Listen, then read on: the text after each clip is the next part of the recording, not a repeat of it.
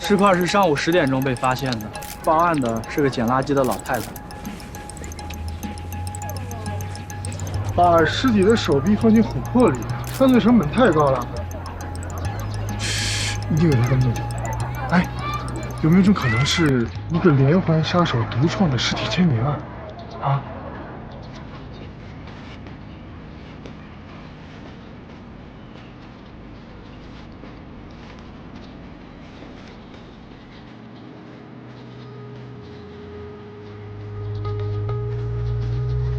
我同意。啊？我还以为你要说，没有证据，就不要太早下结论。谁说没有证据？我刚才看了一下，相同的脚印一共有42个，而且不是呈直线分布的。那就是说，有个人在这个荒郊野岭的地方原地瞎溜达，很有可能就是那个埋尸的人。不对，我从琥珀周围的土质上来看，至少他埋了1个多月了。但是，昨天刚下了一场暴雨，而且昨天下午4点多才停。这些脚印一定是昨天4点多留下的。所以我同意你刚才的推测，这很有可能是一起连环杀人案。这些脚印是昨天过来埋新的尸块的。哦，对了，这块石头是之前压在琥珀上的，被发现的时候就在琥珀旁边。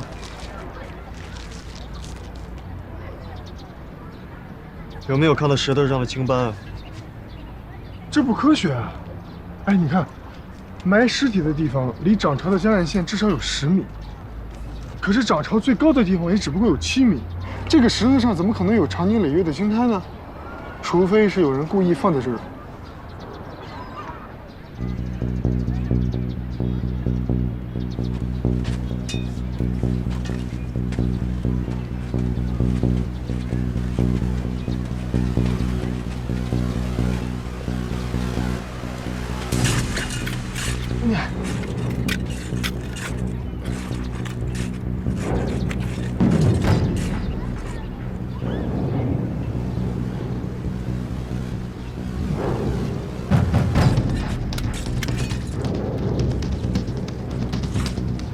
呀，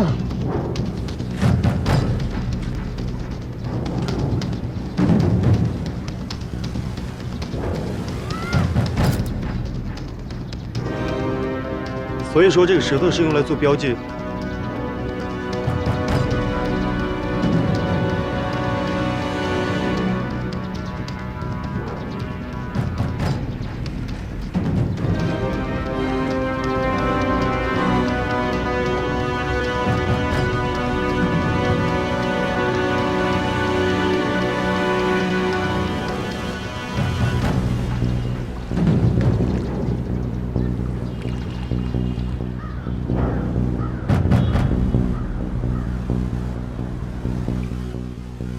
这12只断手目测不是来自同一具尸体。先等等，高斌的验尸报告还没有出来。12个琥珀，光撬开就得需要一段时间呢。大家有没有想过一个问题啊？为什么会是用琥珀呢？有没有可能是一个标本？很多劫道残肢的人为了纪念自己的身体，将身体的一部分做成一个琥珀。我是听说很多喜欢狗的人在狗死后，将狗的身体做成了一个标本。那为什么凶手要把喜爱的标本埋在荒山野岭呢？唯一能够提醒我们的是什么呢？我们将这个案件定为杀人、分尸、抛尸，在一段时间之内，12个人被分尸，但是公安局连报案的记录都没有，这几乎是不可能的。除非这些尸块都不是从活人身上取下来的。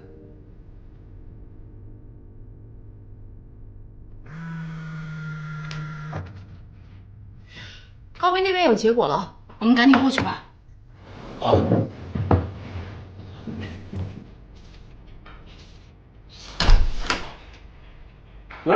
来正好，帮你点外卖是不是？12个尸体啊，你还吃得下？谁说你说12个尸体啊？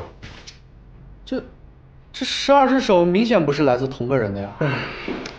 哎，你看啊，窗户的边缘没有明显的扩张，没有明显的收缩，也没有出血，也没有挫伤。窗户的内部呢，也没有出血，没有凝血块，没有炎症，而所有的尸块都具有相同的特征。这意味着什么？什么？所有这些尸块，全部都是从尸体上割下来的，而且这些尸体被冷冻过。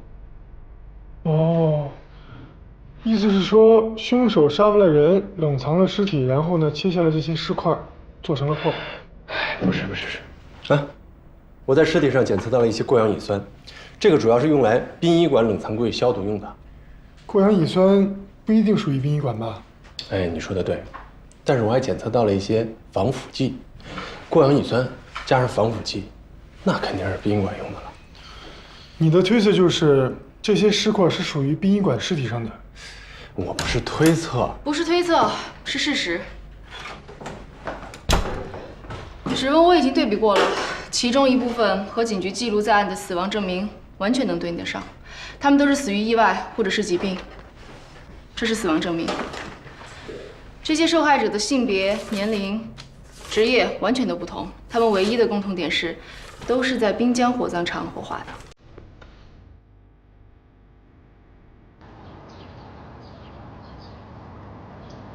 绝对不可能！咱们这儿火化前都是家属亲自确认完尸体，确认它是完整，那才签的字儿。啊，你们看看，是不是？我们这儿走的都是正规流程。那签完字之后呢？签完字之后，这字儿都签完了，那当然是直接推到焚尸炉里去了。那再然后呢？再然后，那就是阎王爷的事儿了，你们得去问他，我可管不了。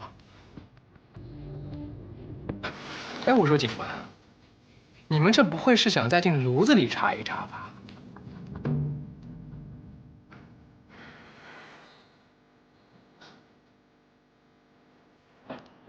太奇怪了，你也注意到这个了？这两块琥珀的色泽度和光透度完全不一样。从挖出来的土质状况推测掩埋时间，这一块应该是很早掩埋的。但是你再看看这块，光透度极高，而且没有什么杂质，说明是1周之前掩埋的。似乎制作者的技术在不断提高啊。很精致，你看，就连这些人的指甲都是抛过光的，证明制作者在当艺术品做。后来这几块的琥珀掩埋时间相隔得越来越近了，甚至1个月掩埋6块，说明练习越来越频繁，技术越来越熟练了。琥珀的产地主要是在欧洲，而咱们中国呢，琥珀本来就少，能见到的都是从尼泊尔走私过来的，所以中国人做赝品的技术一直不达标，能做成这样的，真的很少见啊。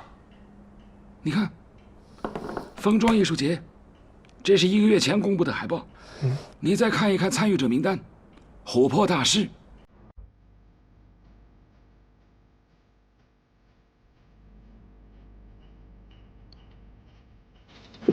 我这里没有搜到关于任何火葬场的手续记录，也就是说，尸体在进入焚尸炉之前应该都是完整的。棺材很贵，火葬场不可能把棺材给烧掉啊。他们基本上进入一个房间之后呢，会把棺材先拆下来，尸体继续向前传送。我倒是觉得他们有时间把手剁下。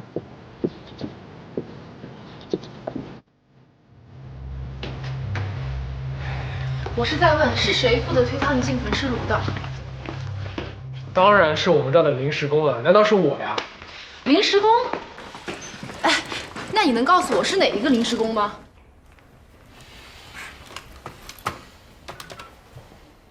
喂，田老王，赶紧来趟我办公室。啊？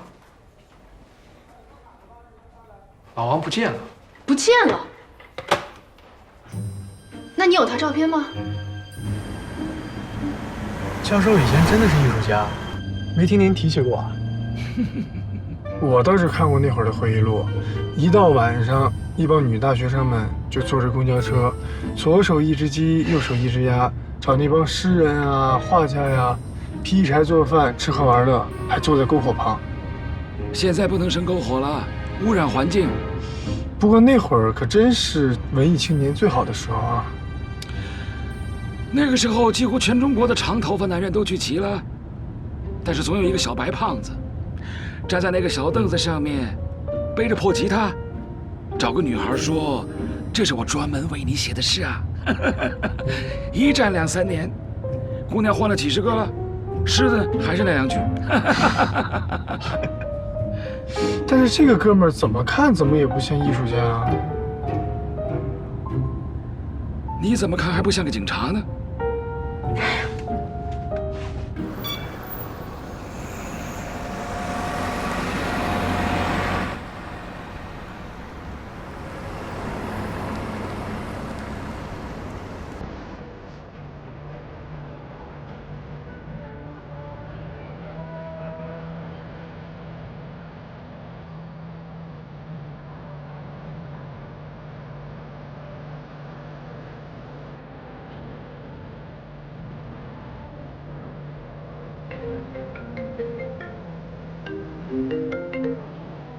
喂，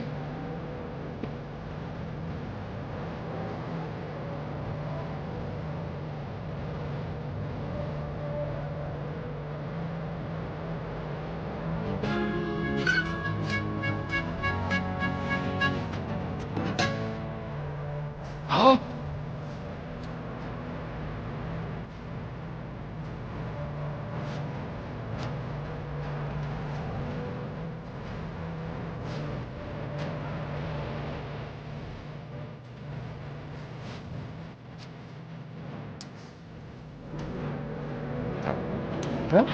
哎，杨教授呢？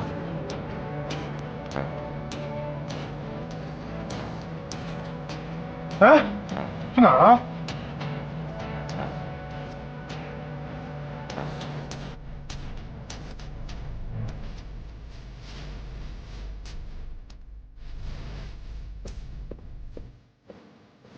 整个火葬场的人都不知道老王的真实姓名和他的家庭住址，看来他真的是早有预谋。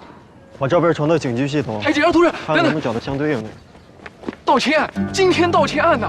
以你的能力，自己能解决吧？别，你们管不管呀？你们这要是再不管，这就要变命案了。丢尸体的死者家属说是要杀了我呀！尸体怎么可能会丢呢？就我也不知道，这好端端的尸体怎么就丢了呢？我做这行那么多年，从没发生过这种事儿。你有没有尸体照片啊？哎，您看，你最后一次看到这个尸体是什么时候？前天晚上拉来的，挺年轻一小伙子，据说得了心脏病。哎，对了，今天早上检查的时候，这尸体还在。这下午家属说要做告别仪式，这刚一打开冷柜，这尸体就没了。你是说，就是刚才我们在的时候，这个尸体才丢是吗？是啊，不只是尸体，我们的灵车都没了。这司机师傅说他把钥匙给了搬尸工，我刚才一打听，就没人说拿到钥匙。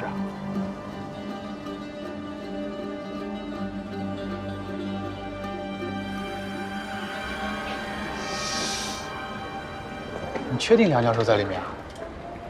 你告诉我，除了这个地方，还能有什么地方能让人3秒钟消失的？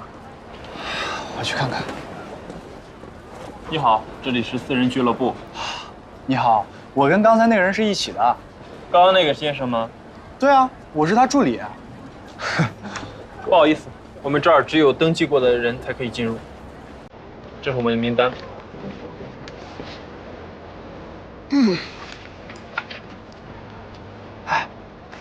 名单上没有梁教授。哎，作为一个警察，稍微有一点观察能力的，都能进去。你行你上啊。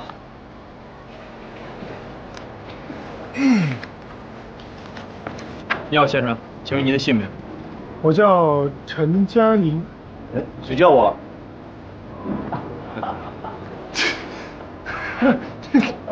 请不要打扰我们工作。我只是说他名字特别响亮，真的。请你走开。没想到梁教授在艺术圈还有一些老朋友啊。哎。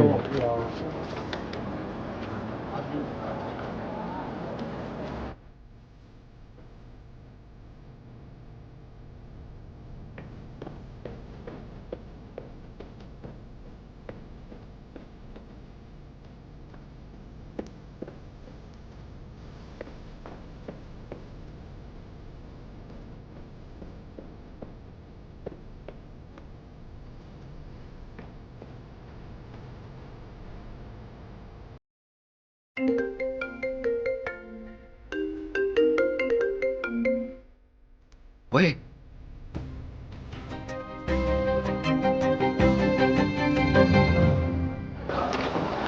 不会出什么事儿吧？走一走，看一看啊。放心吧，他出事的概率比你走丢了还低。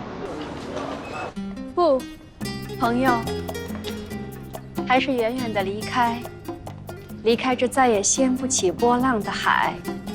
我噙着热泪劝你，去寻找灿烂的未来。20年前涂鸦之作，今生还能再听到，真是此生无憾了。有生之年我还能见到这首诗的作者，我也算是此生无憾了。请。谢谢。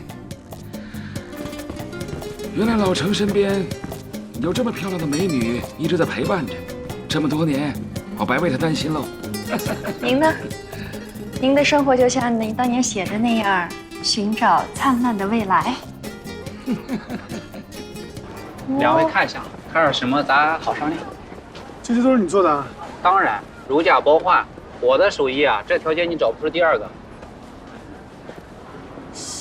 这个琥珀沉淀物太多了，而且通透度也不高啊。你到别的摊位看看就知道了。关键是，你这些创意都太普通了。拿鸡和鸭子做琥珀，有保存价值吗？哎，我说你这人什么意思啊？你想要高品质的去找马克，来我们这小摊位晃什么？马克是谁？他是这个世界最初的生物。他总在梦中低语，他呼喊，却发不出声。人山人海当中，除了死寂，别无他物。他发出了唯一的吼叫，那嘶鸣让人心碎。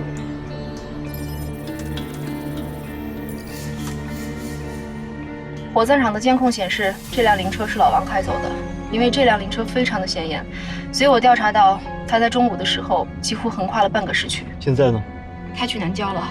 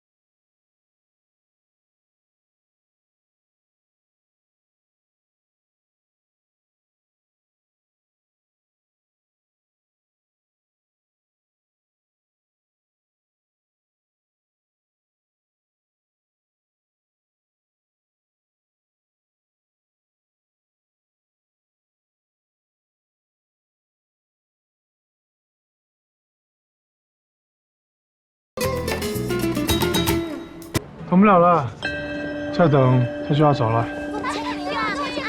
祝你拥有琥珀一样透明而永恒的幸福。警察，你走不了了。你涉嫌腐坏尸体，走，跟我们回去起诉调查。尸体腐坏尸体，这不太顺利。不能了吧？人家是艺术家，不可能的。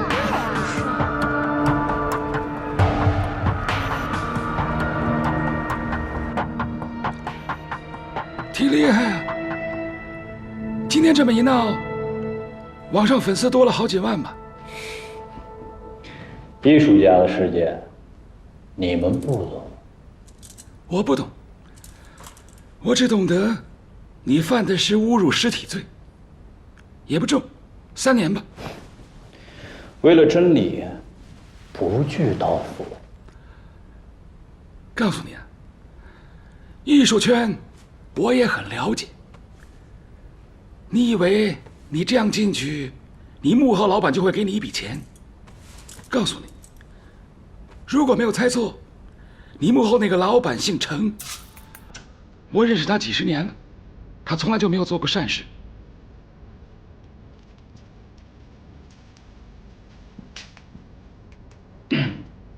那我该怎么做？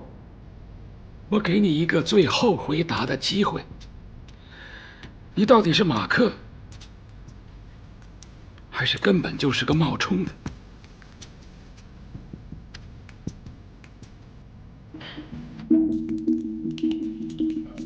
他们都说我长得像马克。放了他吧，他什么都不知道。你怎么知道他是马克？艺术家长得什么德行我很清楚，能够做得出上帝之手的人，一定有些偏执狂。他呢，大不了就是一个不得志的文艺青年喽。从他眼神中就能看出他很平庸的，就是因为有2撇胡子，老程就觉得呢，他长得像马克，让他在艺术圈里炒作一番。老程是谁啊？我老朋友，做收藏的。我估计他现在已经猜出我们正在找做琥珀断手的人。现在啊，都不是把艺术品盗版了，直接把艺术家盗版了。喂，啊，华龙那边传来消息，说找到马克的据点了。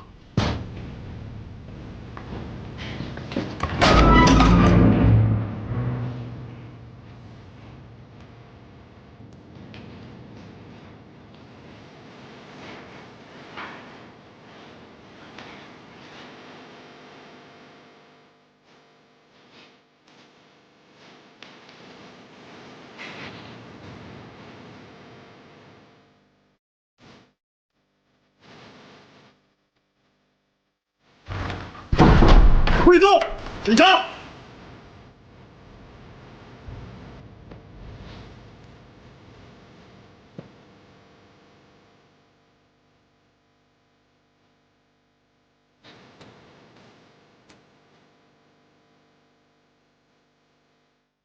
把保险箱打开。什么箱子？打开！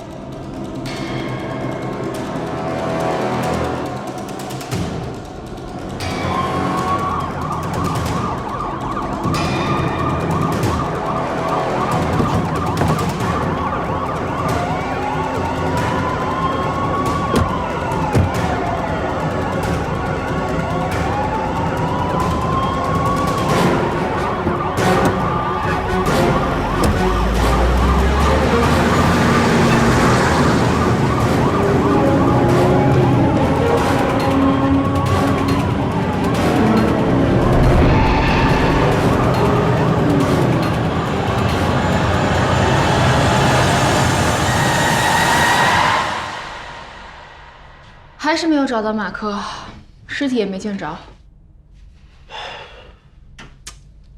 这个眼球非常有意思，它不像是从殡仪馆的尸体上取下来的，它没有被冷冻过，而且眼角膜的清晰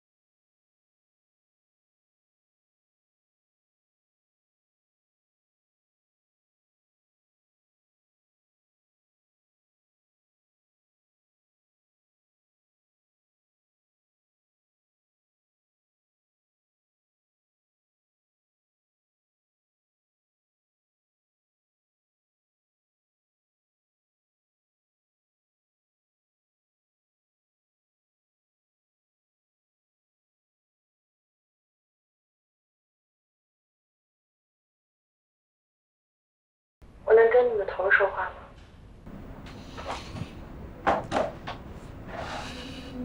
找这个。谢谢。这是我们警方很重要的证物。这是私人财物。你怎么能证明呢？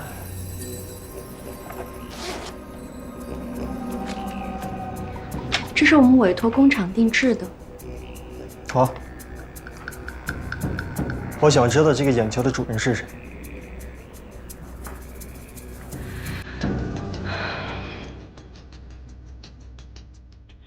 我可以叫我的律师过来，也可以在这里陪你坐上几十个小时，吃点减肥餐，然后你再把我放出去，或者把你头叫过来。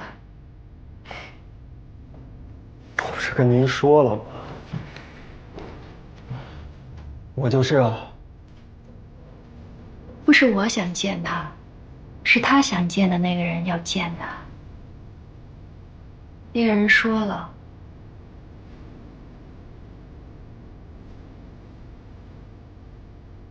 死之前没有几次见面的机会了。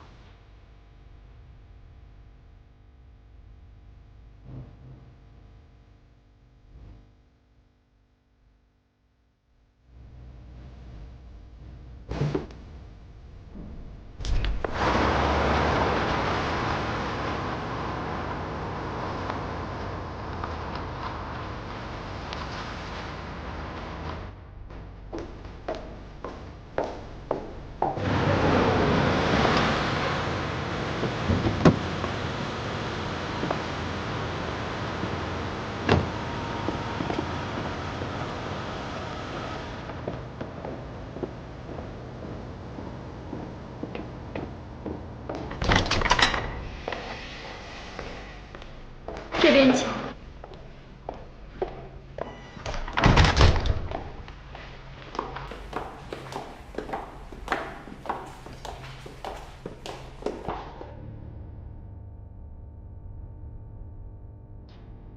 梁教授进去了。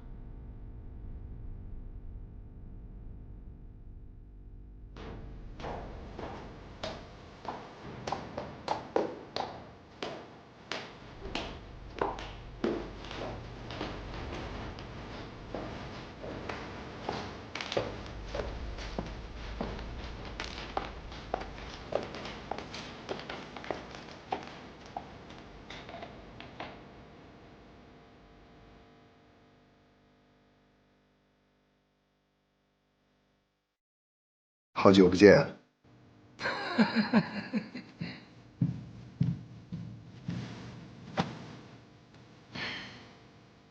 你是来会老朋友的，没必要带着其他人。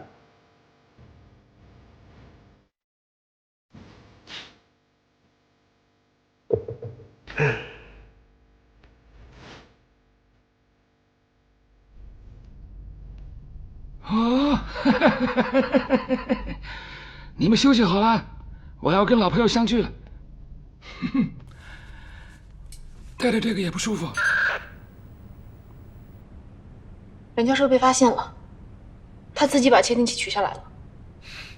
不会有问题的。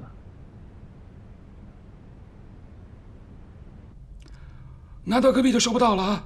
不要毁了，这是公家财产啊。需要这样吗？每个客人来你们都这样对待啊？哼，这个是你当年送我的，还记得吗？当然记得，我也一直带着。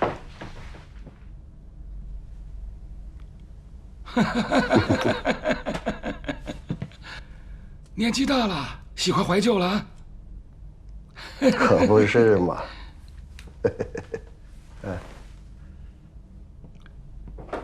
谢谢。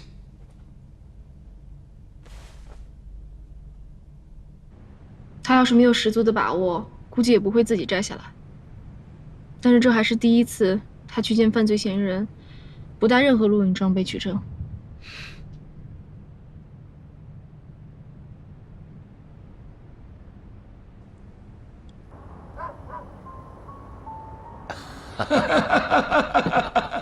哎，好，谢谢谢谢，我来。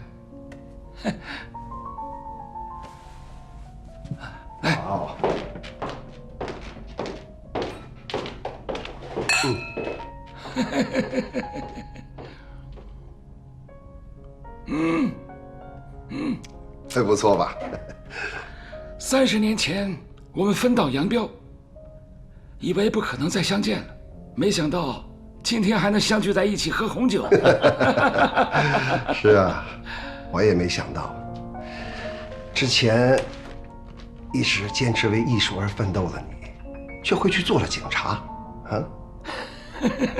在你眼里唯利是图的我，却还留在艺术圈，啊，家里有一支红玫瑰，真幸福啊！玫瑰虽美，难免带刺。哎，行了，说正事吧。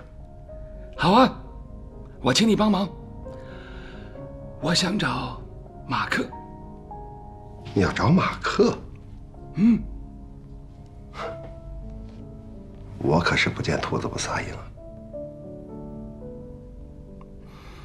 那好，要什么？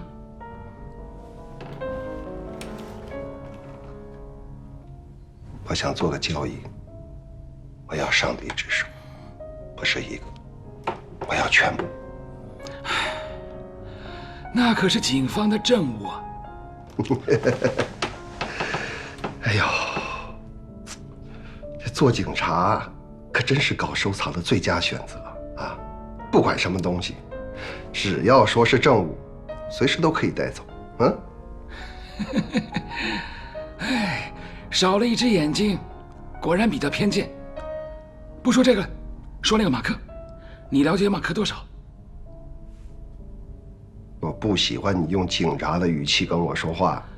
我也不喜欢你用罪犯的语气跟我说话。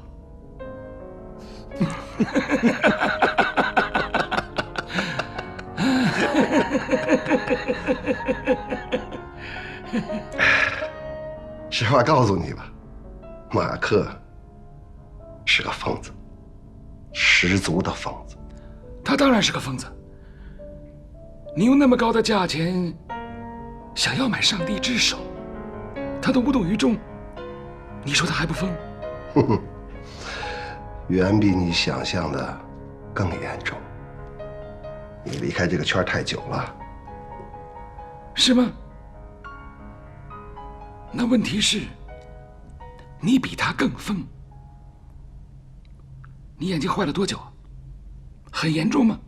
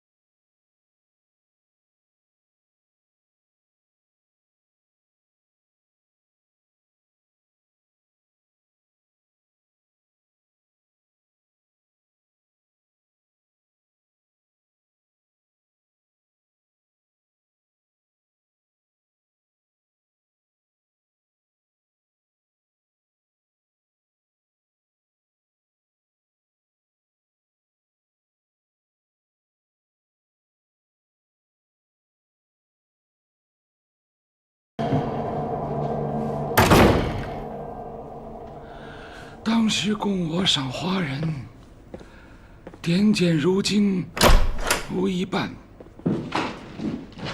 梁教授，谢谢。我们还查吗？老程那边就不用查了，他是一个需要我们来欣赏他生活的孤独老人。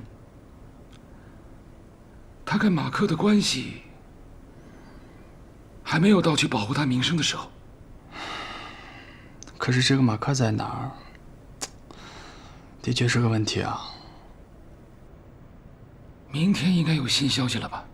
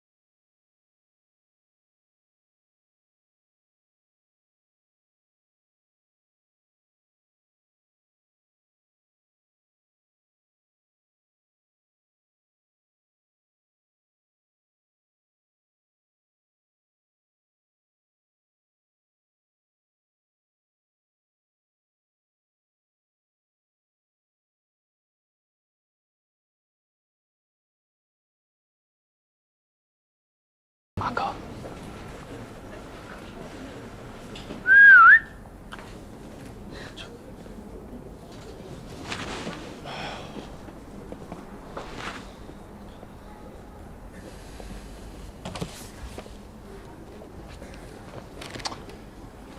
反正梁教授说在这里能找到线索，找吧。实际上没有艺术。只有艺术家而已。你看，贡布里希跟我的观点一致。你好，你们是捡回蒋小姐的朋友吧？请。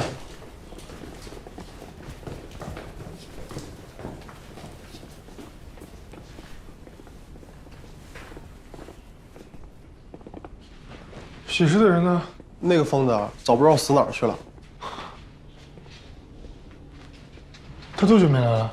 具体有挺久了吧，我也忘了。最后一次是被我们老板轰跑的。我们以前轰都死磨硬泡的，还是我们老板厉害。最后是怎么赶跑的？平日里看他面黄肌瘦的，一看就没饭吃。每次他来，我们都会给他些剩菜剩饭。那次他说无以回报，念2句诗吧。我们老板说只要你不念诗，我多给你2口吃。老板人呢？不知道，今天没来。哦，对了，我们老板的手机里朋友圈有这个人的照片，我给你看看。担心他万一以后偷东西，所以拍的。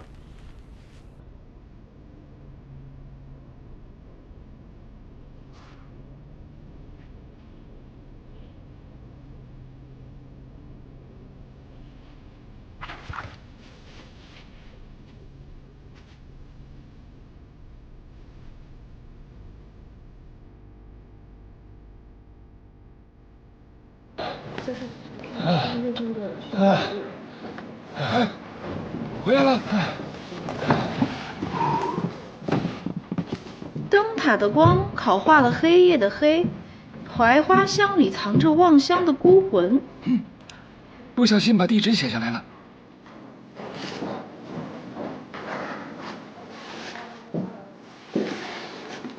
这一带沿江的灯塔只有3座，其中会亮的只有1座，而且是观赏性的，就在江滩公园里面，照视范围只有5公里。也就是说，他回家的路上一定路过这附近5公里的范围，还有可能看到一棵开了花的槐树。该搜查的是灯塔5公里之内的半地下室。半地下室？你看，窗外夜空永远只剩半个月亮，天狗咬掉的另一半，扎碎成漫天星辰。只有半个月亮。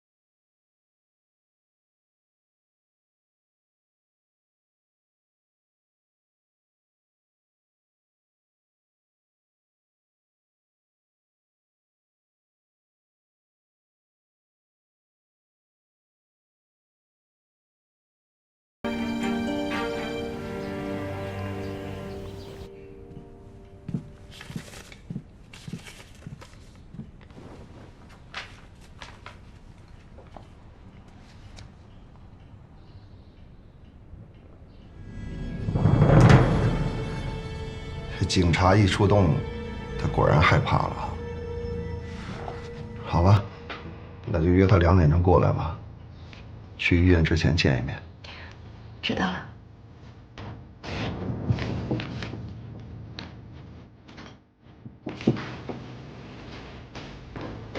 就在下面。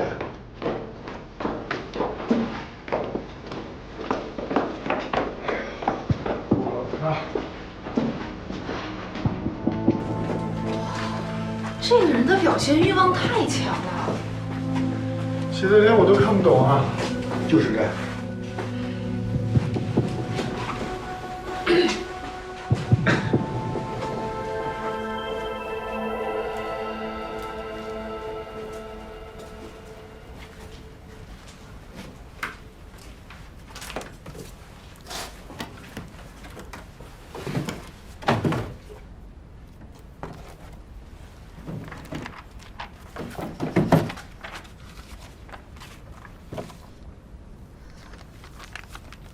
这些记录都是从去年7月21号开始的，也就是说，他近1年内才有要做琥珀的想法。你看，1年内就能做成这样，太不容易了。哎，情书，女朋友给他写的，有名字吗？这应该是3年前写的。一个女孩写给那个，还能保存得这么好。还有一张。这信我们带回去吧，说不定梁教授认识这个人。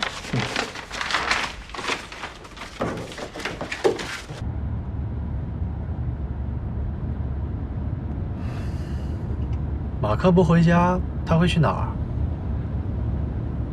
他做琥珀的地方还没有找到。可能他还想做些什么。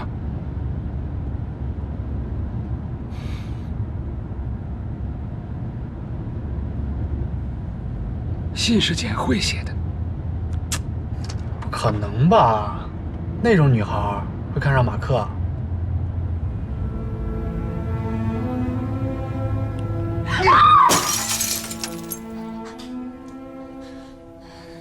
你竟敢背着我做这种事儿！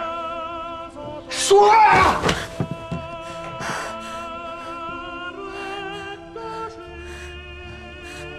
那是以前的事情，我没有做对不起你的事。没对不起我，吃我的啊，喝我的，用我的，你竟然给我点绿帽子！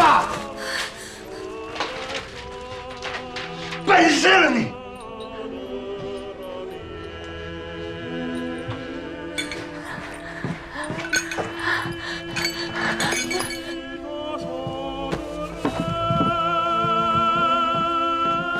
干什么你？放手！你就是为了过这样的日子才离开我的吗？这是我自己的事情，你管不了，也管不着。真是个疯子，与女人耍得团团转，你还癞蛤蟆想吃天鹅肉？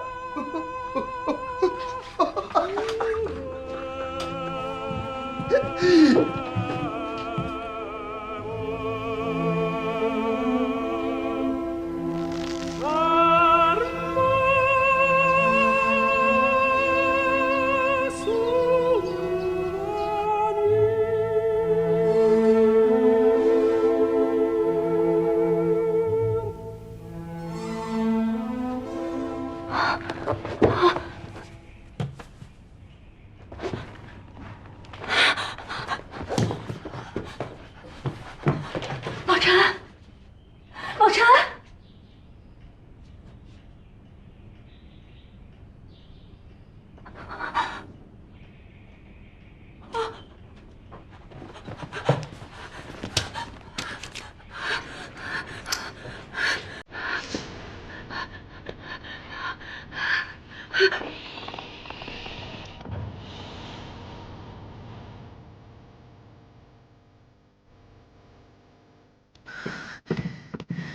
最后一个电梯可以直接到地下停车场。好，好的，我知道。走吧。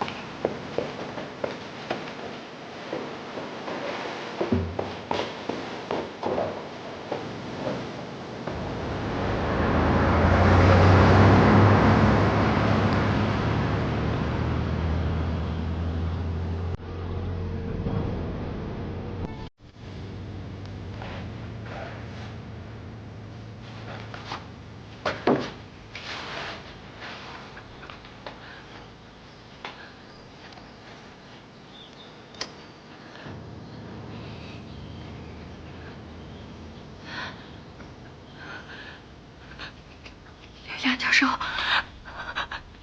救救老陈吧！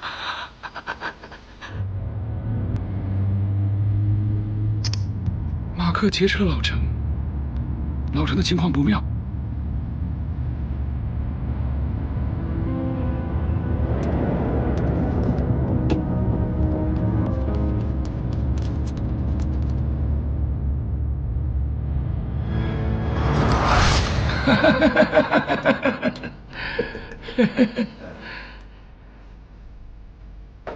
谢谢。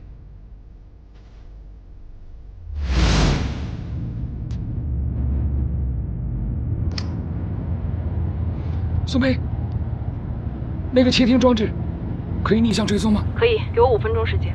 嗯。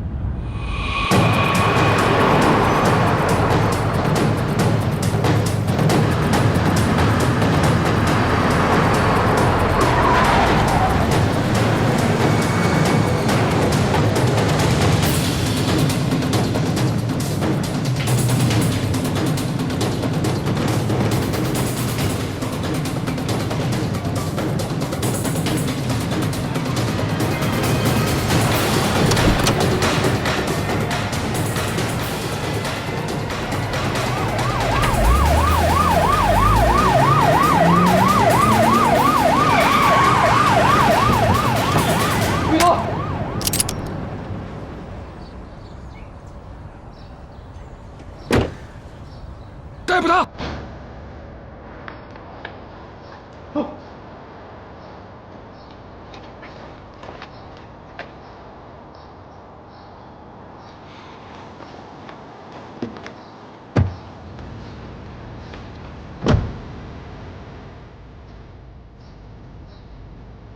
救护车！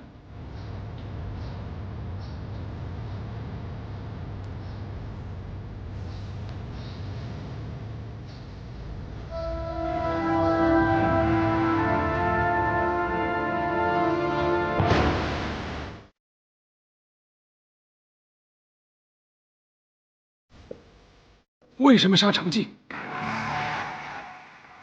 我只是除掉了一个艺术界的败类而已。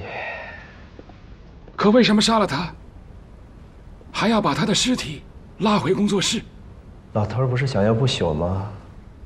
所以我就成就他。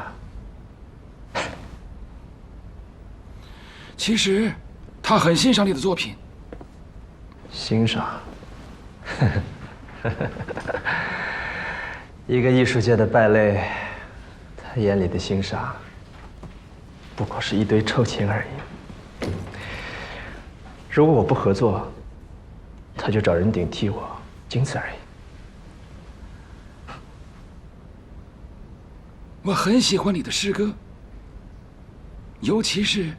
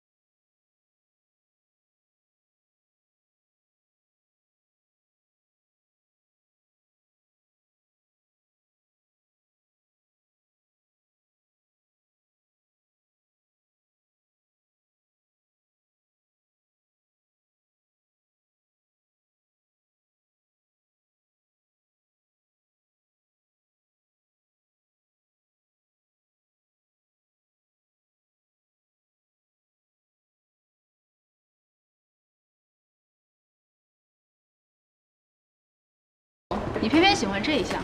不光是这个，其他的我也很喜欢。哎，很多天才都死于击剑格斗当中，比如说诗人普希金。这项运动是属于天才的运动，因为它优雅灵巧，跟那些散打呀、拳击啊还真不一样，不是那些野蛮的人可以轻松驾驭的。哎，龙哥，哎，你会不会啊？要不要找教练教你啊？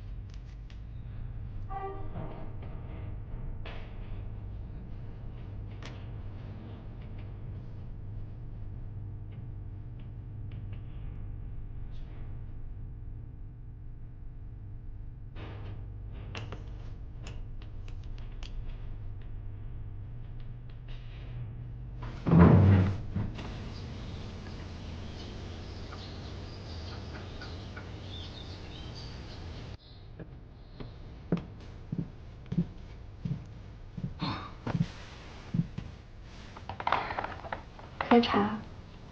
谢谢。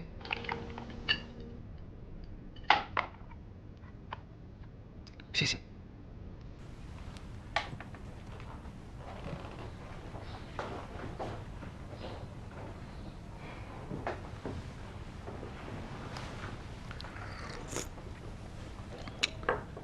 原来老程上一次请我来的目的，是想帮我安装这个窃听器。他一直想让马克出山。这支笔呢，是老程的遗物，知道吗？它有一个作用，那就是录音。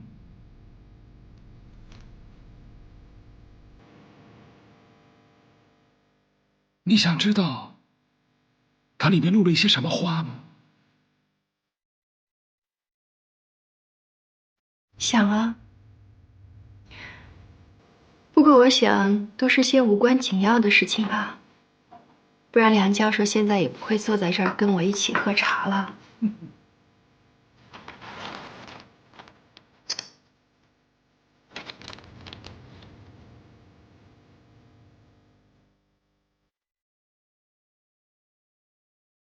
为什么会约在1点呢？明明老程是约的2点。好了，那就约他2点钟过来吧，去医院之前见一面。知道了。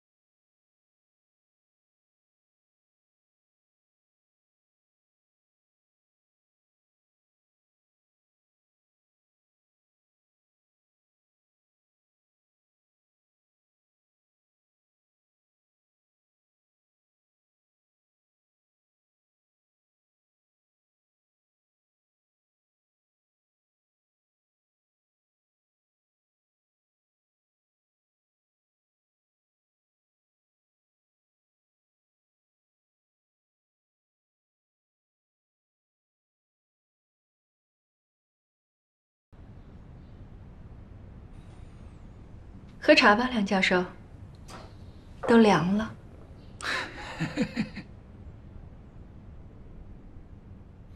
马克知道他心爱的人在利用他吗？我看梁教授不仅是写诗写得好，写小说都不成问题了。好，我告辞了。谢谢。